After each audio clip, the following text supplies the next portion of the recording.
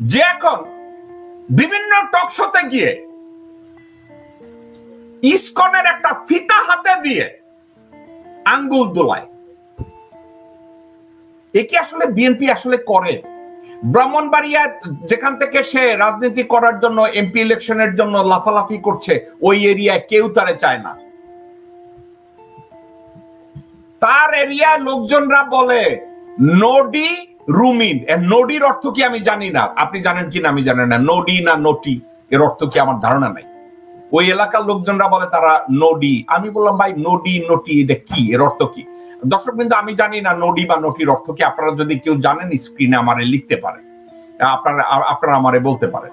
তো এখন এই নডি রুমিন সে বলে ইউনূস সরকার সার্বিকভাবে ব্যর্থ, ইউনূস সরকার দেশের কোনো উন্নতি করে না এবং যে কোনো মূল্যে ইউনূসকে তাড়াতাড়ি সরাইয়া তাড়াতাড়ি একটা নির্বাচন দেওয়া হোক, যাতে ওর বাতা ভারত আইসা এখানে একটা ভাগ বসাইতে পারে।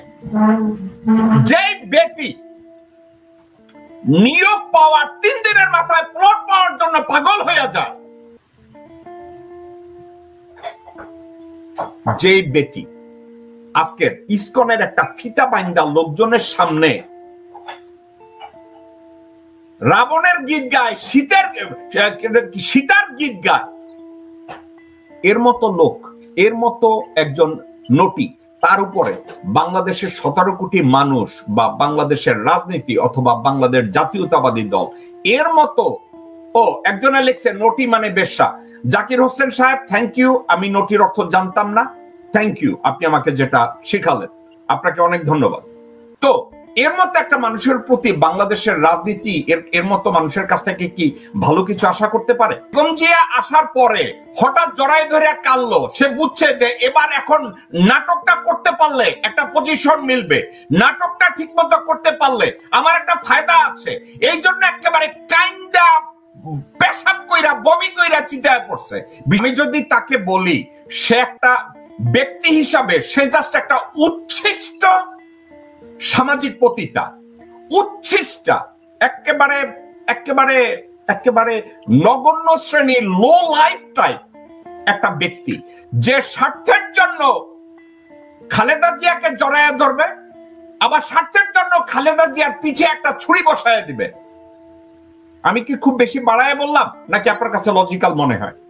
এই মুহূর্তে এই বটতলার 2 পয়সার উকিল, আপনাকে আমি ঠান্ডা মাথায় বলি, আমি ল পেশাকে আমি ঘৃণা করি না, কিন্তু সম্মান করি, কারণ এদের ভালো কিছু করার সুযোগ আছে। এখন আমি বলি লিগ্যাল নেটওয়ার্ক আমার যে কোম্পানি, আমার এখানে 11 জন ব্যারিস্টার প্যারালিগাল হিসাবে কাজ করে এবং এরা প্রতিনিয়ত আমার কন্টিনিউয়াসলি বকা খায় ট্রান্সলেশনে ভুল করার জন্য, ভুল ল কোট করার জন্য, ভুল স্ট্যাচু ব্যাখ্যা করার জন্য এরা বকা খায়। রুমিন ফারহানা সে যত কথাবার্তা বলে, তারে যদি কেউ স্ক্রিপ্ট লিখে দেয়, তাকে যদি কেউ স্ক্রিপ্ট লিখে দেয়, তাহলে ওই স্ক্রিপ্টটা সে গলাবাজি করে ডান্ডার মতো চিল্লায় চিল্লায় কইতে পারে। কিন্তু আমি একদিন যদি তাকে দেখতাম যে একটা ব্রিফিং নিয়ে একটা হিয়ারিং কেমনে করে জাজের সামনে, আমি তাহলে দেখতাম তার পরনের জাইঙ্গার রং লাল না কালা, আমি দেখে ফেলাইতাম। আমি এটা দেখি না, কিন্তু আমার কথা হইতেছে নৈতিকভাবে আমি জিজ্ঞাসা করি, সাবজেক্টটা নৈতিক।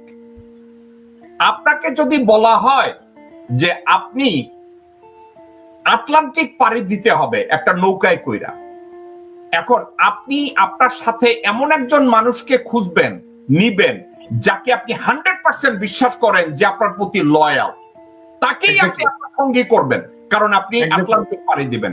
আপনি কি রুমিন ফারহানার মতো লোককে বিশ্বাস